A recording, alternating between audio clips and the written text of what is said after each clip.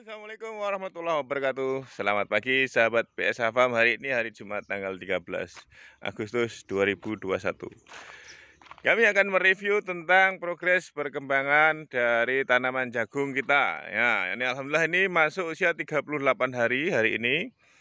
Ini bisa kita lihat pertumbuhan jagung ini Pak D ini ketinggiannya 160 berapa? 165. Jagungnya ini berarti sekitar 190-180-an. Di usia ke-38 hari pertumbuhannya sudah luar biasa. Ini di puncak kemarau, sahabat PS Farm. Nah, ini dah keluar jagung, bunganya ini juga sudah keluar kobotnya. Ini luar biasa. Ini di bulan Agustus puncak kemarau, ternyata pertumbuhan jagung tidak mengecewakan. Oke, kita ikuti selanjutnya. Selamat sahabat BSH Farm mengikuti. Di usia 38 hari, perhatikan ini jagung kami sudah mulai berbunga, juga sudah mulai ada keluar kobotnya nih. Ini bakal jagungnya. Tepat di usia 38 hari. Nah, ini rata-rata sudah tinggi di atas 1,5 meter. Cukup subur sahabat PSH Farm. Ada juga sih yang agak di bawah 1,5 meter ini. Tapi rata-rata 1,5 meter up. Pertanyaannya, bagaimana bisa membuat jagung tumbuh subur di kala puncak musim kemarau? Satu, kuncinya ada di pengolahan lahan. Ini saya mau mereview tentang proses pengolahan lahan. Sering sekali saya melihat proses pertanian di luar negeri, khususnya di Jepang, Amerika. Bagaimana mereka melakukan pengolahan lahan dengan secara maksimal. Jadi kalau ada yang bertanya, apa perlu mengolah lahan itu secara berlebihan? Ini istilah berlebihan ini perlu kita klarifikasi dulu. Jadi kalau saya pakai istilah itu pengolahan lahan yang proporsional yang tepatnya. Artinya apa? Kita sesuaikan dengan daerah dan lokasi serta kondisi tanah masing-masing.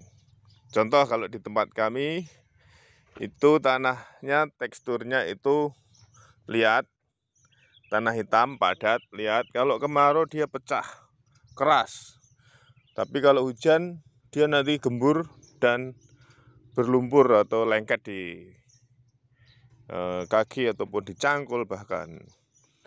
Oleh karena itu, kalau di tempat kami, syarat mutlak untuk membuat tanaman itu tumbuh subur adalah di pengolahan lahan. Jadi di sini tidak ada istilah berlebihan dalam mengolah lahan, tapi proporsional, dimaksimalkan. Contoh ini kedalaman olah tanahnya itu hampir sekitar 30 cm. Jadi tanah kita angkat, kita bongkar, terus kita rotari. Ini kemarin saya rotari sampai 4 kali ini, 4 kali. Sehingga pada posisi kemarau pun ini kalau kita lihat tekstur tanahnya di dalam itu dia basah. Basah dan kalau di sini dibilangnya itu nyumber. Padahal di sini tidak ada hujan dan tidak ada pengairan, hanya mengandalkan kondisi kelembapan tanah di bawah permukaan tanah, sehingga dia bisa mensuplai kebutuhan air selama proses pembesaran jagungnya.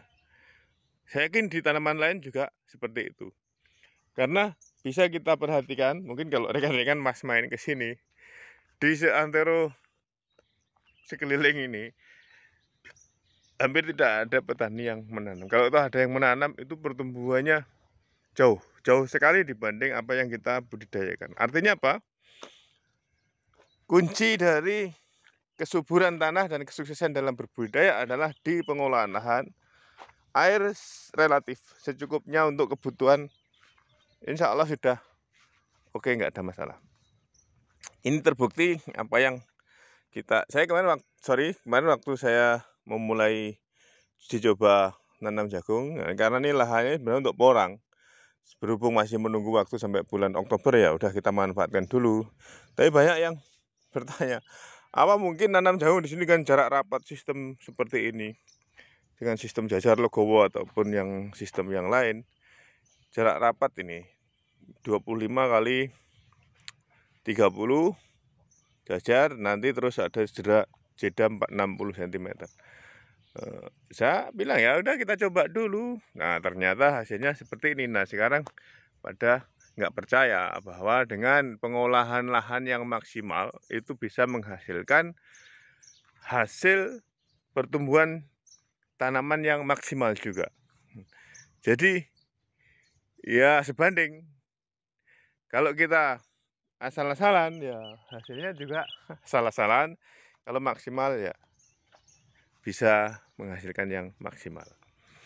Jadi dalam hal ini tidak ada istilah berlebihan dalam mengolah lahan, tapi proporsional sesuai dengan daerah dan lokasi masing-masing. Bisa jadi di daerah teman-teman bahkan nanam jagung dengan sistem TOT tanpa olah tanah, karena kondisi tanahnya, kesuburannya masih mendukung. Kalau di sini mustahil. Jadi kurang lebih seperti itu, sahabat PSA Farm. Update atau review perkembangan tanaman jagung sebelum musim porang tiba. Ini cukup bagus sekali. Jadi rekan-rekan jangan terpaku hanya dengan menanam porang, karena nanam porang itu ada musimnya. Di luar musim itu banyak sekali kekosongan waktu yang bisa kita manfaatkan sehingga bisa memberikan masukan tambahan selain porang. Gitu. Jadi tidak harus jagung, bisa tanaman yang lain. Besok kita update untuk tanaman cabai, tanaman semangka, dan lain-lain yang memang kita aplikasi sebelum proses penanaman porang dimulai. Jadi demikian sahabat PSA Farm, tetap semangat, jangan kendor. Jadikan petani milenial di Indonesia sebagai sumber rezeki, sumber penghasilan, sumber ilmu, dan swasembada pangan. Insya Allah. Salam sehat, salam sejahtera, salam sukses, berkah selalu. Assalamualaikum warahmatullahi wabarakatuh.